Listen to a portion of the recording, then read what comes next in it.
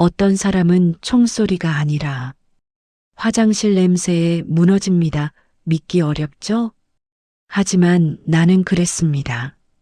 그것도 깨끗한 냄새에 아니 정확히는 냄새가 없다는 사실에 3번이나 오늘은 못 건넌다는 말을 듣고도 새벽 3시에 혼자 강물로 뛰어들었고 낯선 나라에서 감금당할 뻔한 방을 빠져나와 말도 통하지 않는 택시를 잡아 탔고 끝내 하늘을 날아 바다 건너까지 와서 공항 화장실에서 여권을 찢어 변기에 버린 뒤 사람들 사이를 헤치고 경찰을 찾아가 딱 한마디를 했습니다.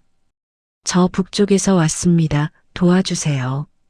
그때 그 사람이 되묻던 말, 그 한 문장이 지금도 귀에 선명합니다. 무엇을 도와드릴까요? 그 순간 나는 처음으로 알았습니다. 내가 정말 다른 세상에 왔다는 것을. 하지만 더 충격적인 건 그 다음이었습니다. 아버지가 출장에서 돌아온 날이었습니다. 가방 밑바닥에서 얇은 은색 원판을 꺼내는 걸 우연히 봤죠. 아버지는 주위를 살피더니 그것을 이불장 깊숙이 숨겼습니다. 저는 그날 밤 잠을 못 잤습니다. 저게 뭘까? 왜 숨길까? 며칠 후 집에 아무도 없을 때 그것을 꺼냈습니다. 그리고 작은 플레이어에 넣자 화면이 켜졌습니다. 음악이 흘러나왔습니다. 그리고 나는 얼어붙었습니다. 화면 속에는 내가 한 번도 본 적 없는 도시가 있었습니다. 밤인데도 나처럼 밝은 거리, 끝없이 솟은 유리 건물들, 형형색색으로 빛나는 간판들. 사람들은 웃고 있었고 옷은 너무나 다채로웠으며 무엇보다 모두가 풍요로워 보였습니다. 자막이 깜빡였습니다. 서울 남쪽의 수도였습니다. 학교에서는 남쪽이 가난하다고 배웠습니다. 미국의 식민지이며 사람들은 굶주리고 거리에는 거지가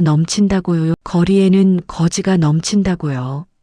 하지만 내 눈앞의 화면은 정반대를 말하고 있었습니다.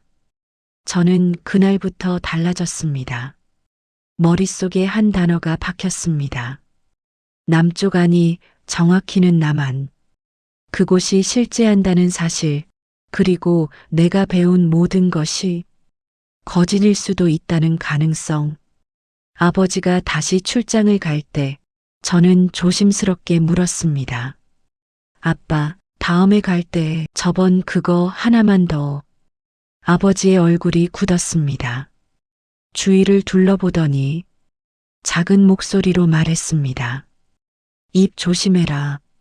세상엔 듣는 귀가 많다. 하지만 나는 이미 알아버렸습니다.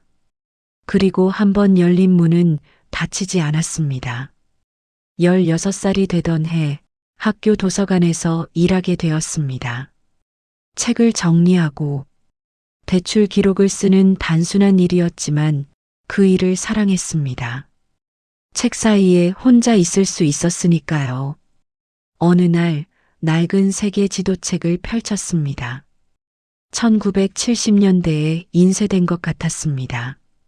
남한의 면적, 인구, 산업 지표들이 적혀 있었습니다. 그리고 북쪽과 비교하는 표도 있었죠.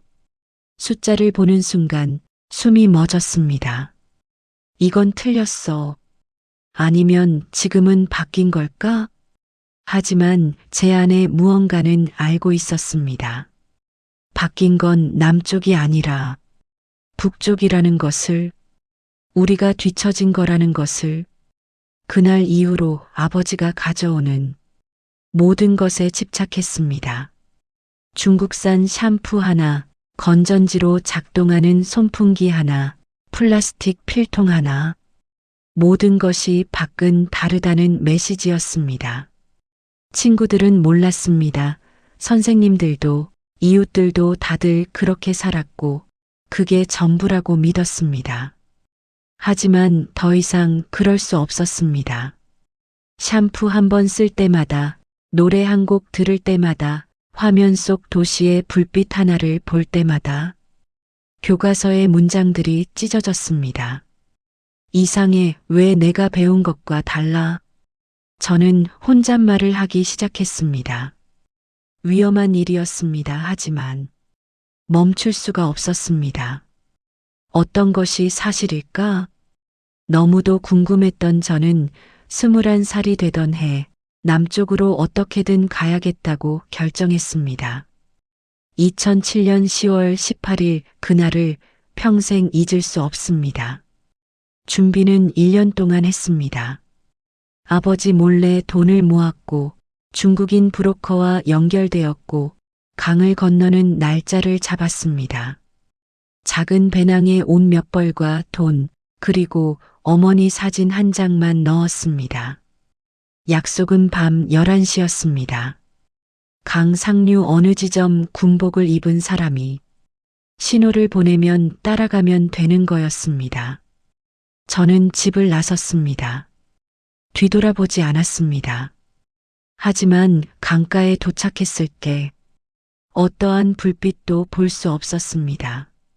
1시간을 기다렸습니다. 10월 말의 밤바람은 뼈를 파고들어 너무나 추웠습니다. 자정이 넘어서 누군가 다가왔습니다.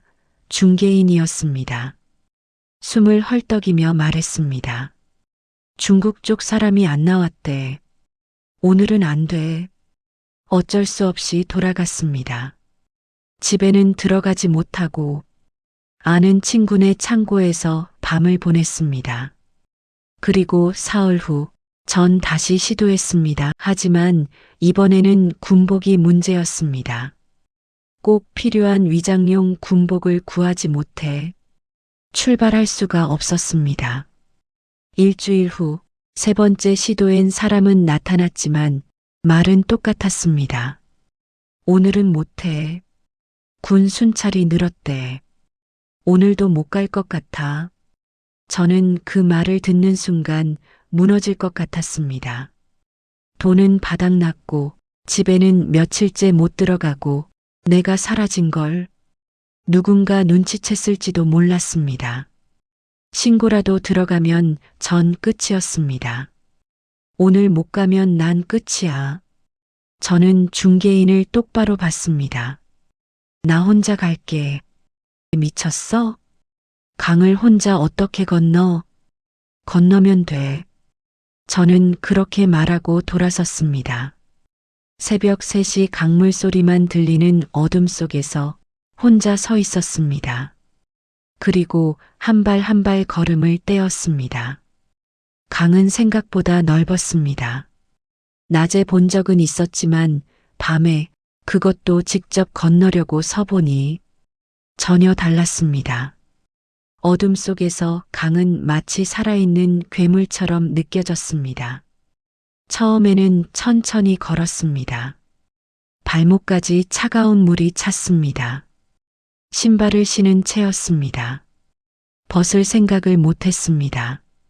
아니, 벗으면 안 될 것 같았습니다. 건너편에서 바로 걸어야 했으니까요. 무릎까지 물이 차올랐습니다. 강바닥은 돌투성이었습니다. 발을 디딜 때마다 미끄러웠고 중심을 잡기가 어려웠습니다. 물살이 생각보다 셌습니다. 허리까지 물이 차면서 이제 걷는 게 아니라 버티는 것에 가까웠습니다. 한 발씩 옮길 때마다 온 힘을 주어야 했습니다. 배낭이 무거웠습니다. 옷이 물을 머금어 더 무거워졌습니다.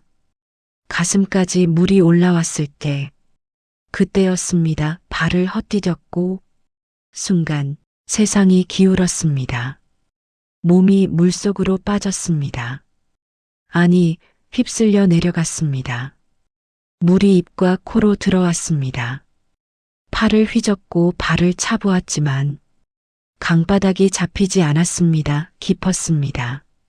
생각보다 훨씬 깊었습니다. 폐가 터질 것 같았고 머리가 하얘졌습니다. 저는 그때 처음으로 죽음을 생각했습니다. 여기서 죽으면 아무도 모른다.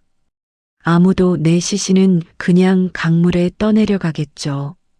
발견되어도 신원 확인이 안 될 겁니다. 부모님은 내가 어떻게 된 줄 영영 모를 겁니다. 그 생각이 드는 순간 오히려 정신이 들었습니다. 아니야, 안 돼. 여기서 죽을 순 없어. 전발을 미친 듯이 찼습니다. 팔로 물을 긁어 모았습니다. 그리고 운 좋게도, 정말 운 좋게도 발끝에 뭔가 걸렸습니다. 큰 돌이었습니다. 그걸 디디고 몸을 밀어 올렸습니다. 고개가 수면 위로 나왔습니다. 숨을 들이켰습니다. 산소가 폐로 들어오는 순간 살아있다는 걸 확인했습니다. 하지만 아직 반도 못 왔습니다.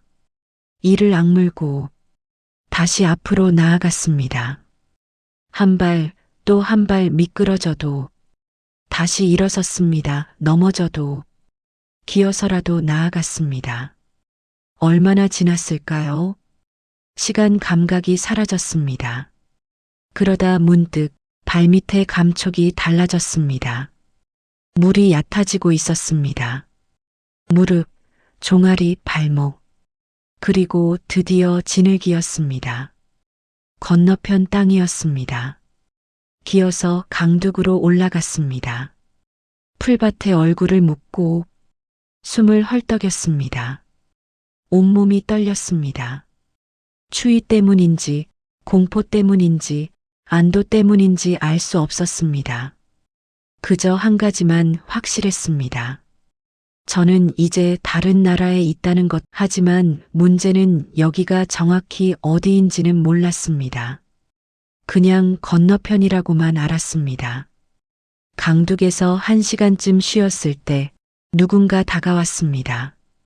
손전등 불빛이 내 얼굴을 비췄습니다. 왔구나. 중년 남자의 목소리였습니다. 중국어였지만 억양이 좀 이상했습니다. 조선족이었던 걸 나중에 알았습니다. 일어나. 빨리 움직여야 해.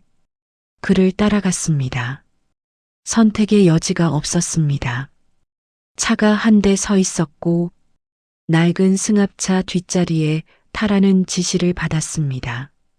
담요를 뒤집어 쓰고 누워 있으라고 했습니다. 차가 출발했습니다. 덜컹거렸습니다. 비포장도로를 한참 달렸습니다. 얼마나 갔을까요? 30분? 1시간? 알 수 없었습니다. 드디어 차가 멈췄고 그 남자는 말했습니다. 이제 내려. 저는 담요를 벗고 밖으로 나갔습니다. 작은 마을이었습니다. 아니, 마을이라기보다 집 몇 채가 모여 있는 곳이었습니다. 가로등도 없었습니다. 여기서 며칠 동안 머물 거야. 남자는 저를 한 집으로 데려갔습니다. 2층짜리 낡은 건물이었습니다. 안으로 들어가자 40대로 보이는 여성이 있었습니다. 남자의 아내인 것 같았습니다. 방은 2층이야. 올라가. 방은 작았습니다. 침대 하나, 낡은 옷장 하나, 창문은 있었지만 커튼이 쳐져 있었습니다. 씻을 물은 저기 있어. 옷은 내일 줄게. 일단 지금은 쉬어. 여자가 나가고 문이 닫혔습니다. 그리고 밖에서 자물쇠를 채우는 소리가 들렸습니다. 문손잡이를 돌려봤지만 잠겨 있었습니다. 심장이 빨리 뛰기 시작했습니다. 왜 문을 잠가? 내가 도망칠까봐? 그날 밤 잠을 자지 못했습니다. 여자가 밥을 가져왔습니다. 중국식 볶음밥이었습니다. 먹어. 감사합니다. 근데 남쪽으론 언제 갈 수 있어요? 여자는 대답하지 않았습니다. 그냥 나가버렸습니다. 다시 문이 잠겼습니다. 하루, 이틀, 사흘. 전 그 방에 갇혀 있었습니다. 밥은 하루 2번 들어왔습니다. 화장실은 같은 층 끝에 있었고 갈 때마다 여자가 따라와 감시했습니다. 나가는 건 불가능했습니다. 나흘째 되던 날 남자가 들어왔습니다. 이번에는 다른 남자도 함께였습니다. 처음 보는 얼굴. 이게 그 애야? 응, 21 건강해. 얼굴은 괜찮네. 그들은 나를 보며 중국어로 이야기했습니다. 전 중국어를 거의 못 알아들었지만 그 눈빛은 알 수 있었습니다. 그들은 나를 사람이 아니라 물건으로 보고 있었습니다. 그날 밤 본능적으로 감지했습니다. 이 사람들 나를 팔려고 한다. 남쪽으로 보내준다는 건 거짓말이었습니다. 애초에 그럴 생각이 없었던 겁니다. 그저 상품에 불과했습니다. 며칠 더 지나면 어딘가로 팔려갈 겁니다. 농촌의 누군가에게 혹은 다른 곳으로. 그때 결심했습니다. 도망쳐야 해. 반드시 일주일째 되던 날 전략을 바꿨습니다. 저항하는 대신 순응하는 척했습니다. 여자가 밥을 가져올 때마다 웃으며 감사하다고 말했고 중국어 단어를 몇 개 배워서 서툴게 말해봤습니다. 고맙다, 맛있다, 좋다 같은 것들. 여자는 조금씩 경계를 풀었습니다. 며칠 후 조선족 여자에게 부탁을 했습니다. 밖을 보고 싶어요. 창문 좀 열어도 돼요? 여자는 잠시 고민하더니 허락했습니다. 단 커튼은 조금만 거두라고 했습니다. 저는 고개를 끄덕이고 순진한 표정을 지었습니다. 바보 같은 애구나라고 생각하게 만들어야 했습니다. 위협이 안 된다고 믿게 해야 했습니다. 그리고 열흘째 되던 날 기회가 왔습니다. 여자가 장을 보러 나간다고 했습니다. 남자도 어디 일하러 간다고 했습니다. 집에는 나만 남게 됐습니다. 집에는 나만 남게 됐지만 물론 방문은 여전히 잠겨 있었습니다. 하지만 며칠 전부터 방에 있는 옷걸이를 조금씩 구부려서 철사처럼 만들었습니다. 드라마에서 본 적이 있었습니다. 자물쇠를 따는 장면. 실제로 될지는 몰랐습니다. 하지만 시도는 해야 했습니다. 여자가 나가고 30분쯤 지났을 때 시작했습니다. 철사를 자물쇠 구멍에 넣었고 이리저리 움직여 봤지만 쉽지 않았습니다. 다시 해봤습니다. 또 안 됐습니다. 손에 땀이 났고 심장이 미친 듯이 뛰었습니다. 제발 제발. 그리고 15번째 시도쯤에서 소리가 들렸습니다. 딸깍. 자물쇠가 열렸습니다. 도저히 믿을 수가 없었습니다. 정말 열린 겁니다. 문을 천천히 밀었습니다. 삐걱 소리가 났습니다. 잠시 멈춰 숨을 죽이고 기다렸습니다. 아무 소리도 없었고 복도로 나가보니 조용했습니다. 살금살금 계단을 내려가 보니 아래층도 텅 비어 있었습니다. 현관문 앞에 섰습니다. 손이 떨렸습니다. 문을 나서면 돌이킬 수 없어. 잡히면 끝이야. 하지만 여기 있어도 끝입니다. 저는 문을 열고 무작정 뛰었습니다. 어디로 가야 하는지 몰라 그냥 달렸습니다. 마을을 벗어나 논밭이 나왔고 포장된 도로가 나왔습니다. 차들이 지나갔습니다. 드라마에서 본 대로 손을 흔들어 세워보려 했지만 아무도 멈추지 않았습니다. 다리가 아팠었고 점점 숨이 찼습니다. 그때 택시 한 대가 멈춰섰고 기사가 창문을 내리고 물었습니다. 중국어였습니다. 알아들을 수 없었습니다. 꼬고. 생각나는 단어를 내뱉었습니다. 가자는 뜻이었습니다. 여기 가자. 주머니에서 돈을 꺼내 보여주었습니다. 북한 돈이 아니라 강 건너기 전에 환전해둔 중국 위안화였습니다. 기사는 의아한 표정으로 나를 봤습니다. 경계하는 눈빛이었습니다. 하지만 돈을 보더니 고개를 끄덕이며 타라고 손짓하였습니다. 차가 출발했지만 어디로 가는지 몰랐습니다. 그냥 멀리 저 부부로부터 멀리만 가면 됐습니다. 1시간쯤 갔을 때 작은 도시에서 차가 멈췄습니다. 기사가 돈을 요구했습니다. 돈에 대한 개념이 없었기에 가진 돈 전부 줬습니다. 운전기사는 돈을 세어보더니 조금 돌려줬습니다. 저는 택시에서 내려 바로 앞에 보이는 골목으로 무작정 튀어들어갔고 도시의 모습을 천천히 둘러보기 시작했습니다. 거리에 사람들이 많았고 간판들은 한자로 가득했습니다. 해가 지고 있었습니다. 밤이 되면 위험할 것 같았지만 어디로 가야 할지 막막했습니다. 그때 문득 여관을 찾아야 해 하고 떠올라 무작정 걷기 시작했고 건물들의 간판을 유심히 봤습니다. 한자를 조금 알았기에 대충 짐작할 수 있었습니다. 그리고 얼마 되지 않아 백미여관이라는 간판을 찾아 안으로 들어갔습니다. 카운터에는 중년 여성이 앉아 있었습니다. 방 하나 주세요. 서툰 중국어로 말했습니다. 여관 여자는 나를 쳐다봤습니다. 위아래로 훑어봤습니다. 그리고 갑자기 한국어로 물었습니다. 너 혹시 북한에서 왔니? 깜짝 놀라 얼어붙었습니다. 들켰다 어떻게 알았지? 여관 주인이 다가와 조용한 목소리로 물었습니다. 북에서 왔지?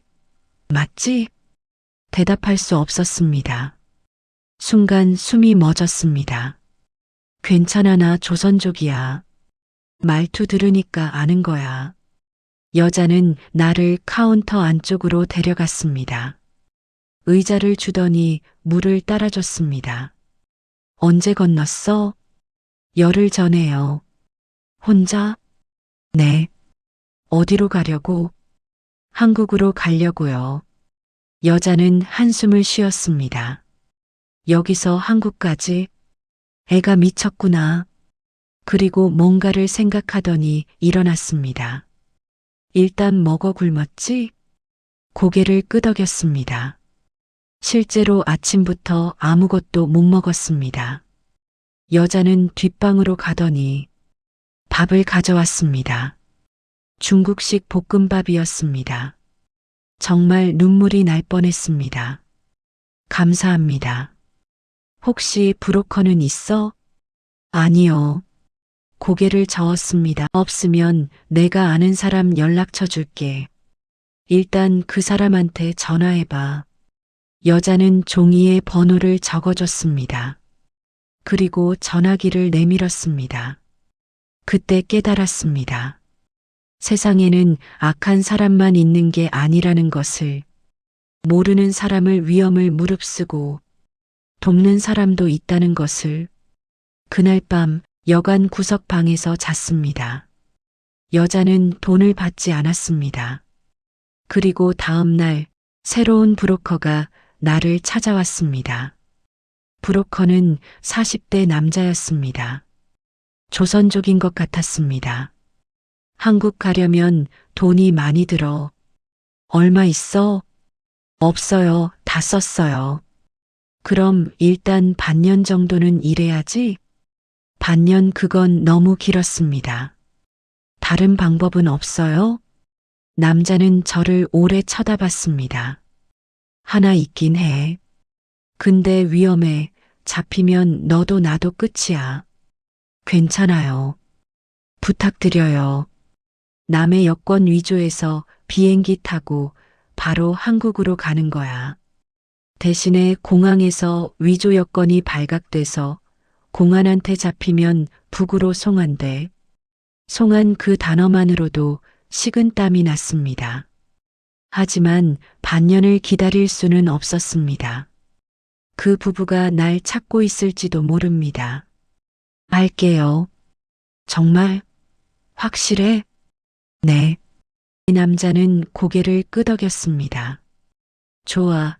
그럼 일단 사진부터 찍을 거야. 그리고 며칠 기다려. 일주일 후 남자가 여권을 가져왔습니다. 중국 여권이었습니다. 사진은 내 것이지만. 중국 여권이었습니까고 사진은 내 얼굴이지만. 이름은 다른 사람이었습니다.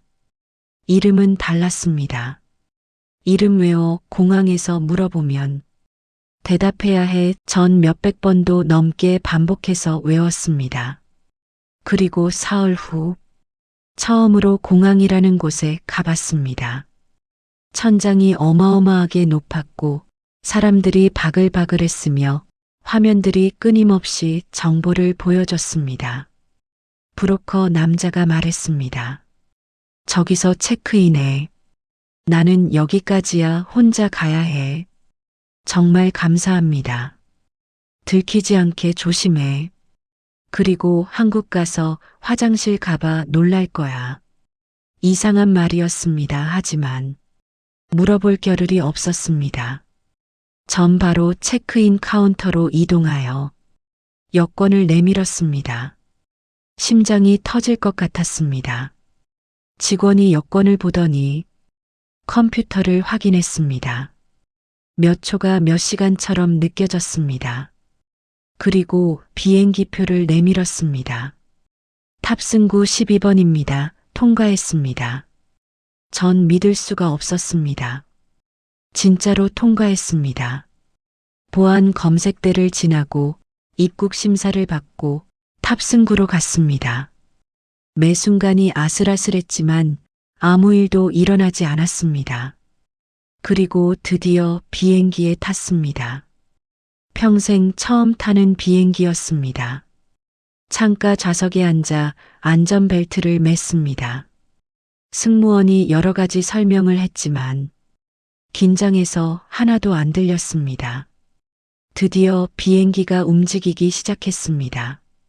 활주로를 달렸습니다. 점점 빨라지더니 떴습니다. 몸이 뒤로 밀리는 느낌, 귀가 먹먹해지는 느낌, 세상이 기울어지는 느낌, 창밖을 봤습니다. 땅이 멀어지고 있었습니다. 건물들이 작아지고 도로가 줄처럼 보이고 구름이 눈앞에 나타났습니다. 하늘을 날고 있었습니다. 내가 정말로 겁은 없었습니다.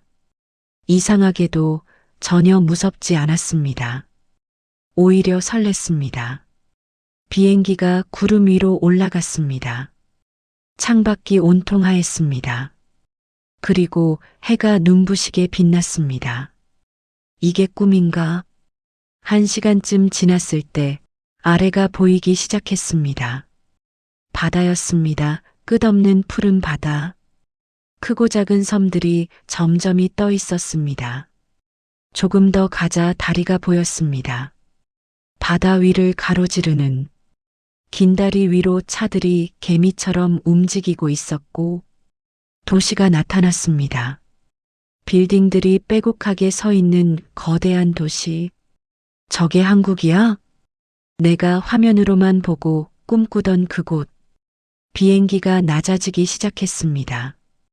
착륙 준비 방송이 나왔습니다. 손을 꽉 쥐었습니다. 바퀴가 땅에 닿는 소리가 크게 들리더니 비행기가 급브레이크를 걸었습니다. 드디어 대한민국 인천공항에 착륙했습니다. 비행기에서 내렸습니다. 입국 심사장으로 가는 길은 길고 복잡했습니다.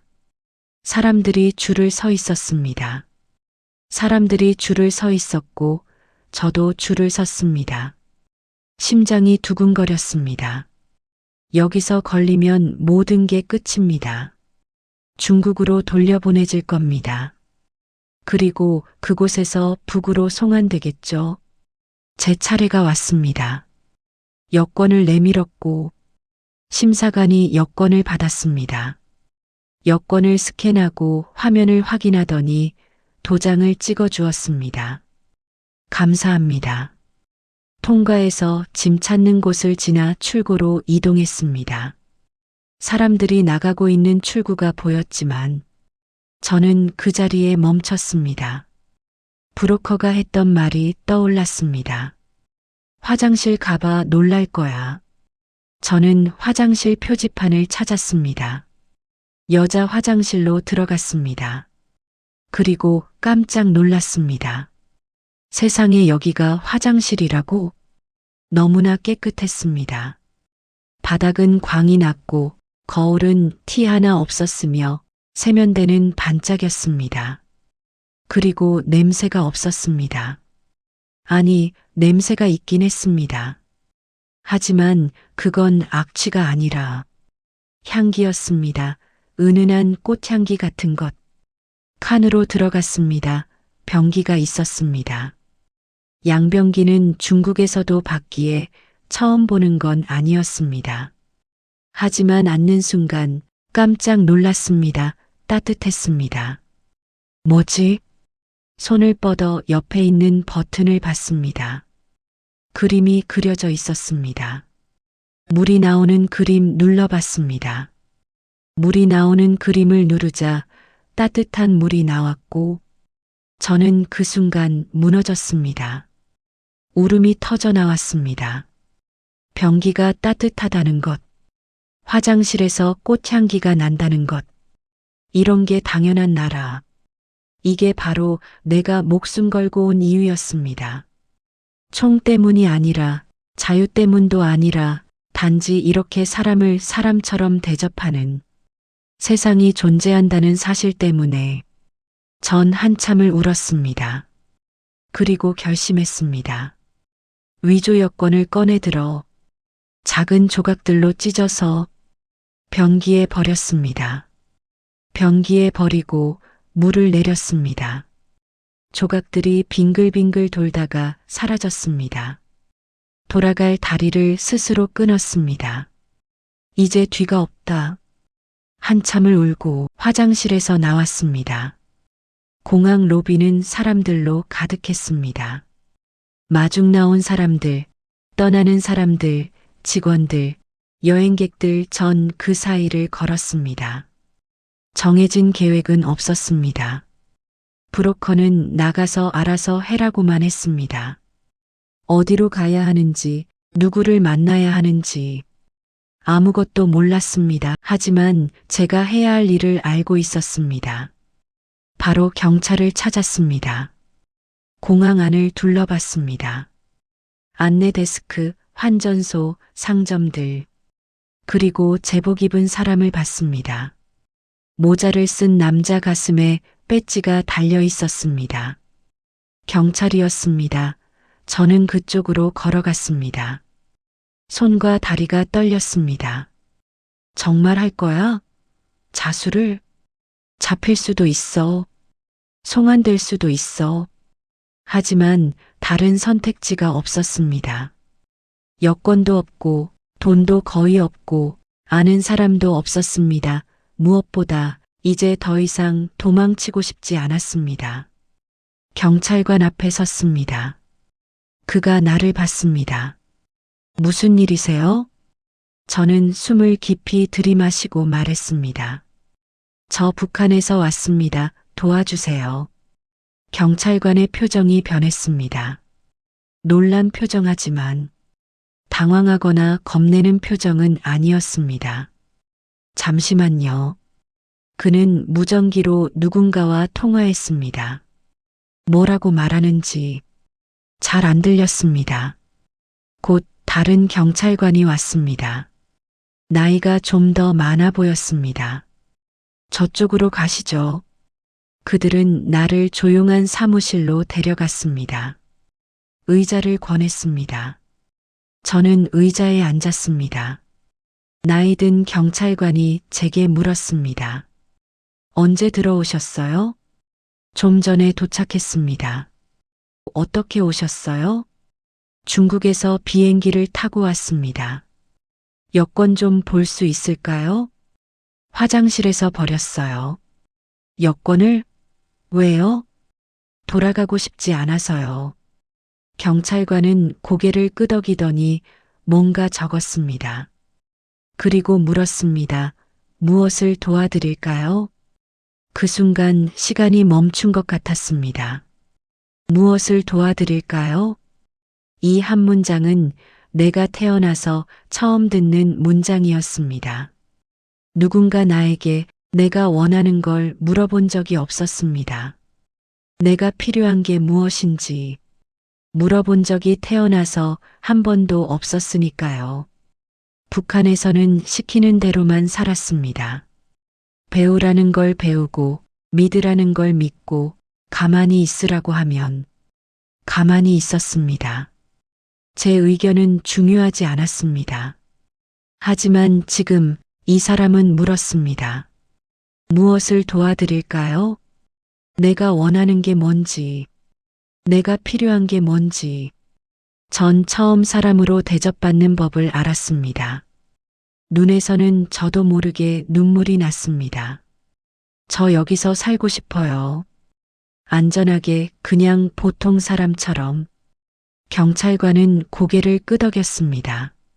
알겠습니다. 절차가 있어요. 좀 복잡할 수 있지만 도와드릴게요. 그는 전화를 걸었습니다. 여러 통화를 했습니다. 저는 그 옆에 앉아서 기다렸습니다. 저는 그 옆에 앉아 기다렸고 처음으로 두려움은 없었습니다.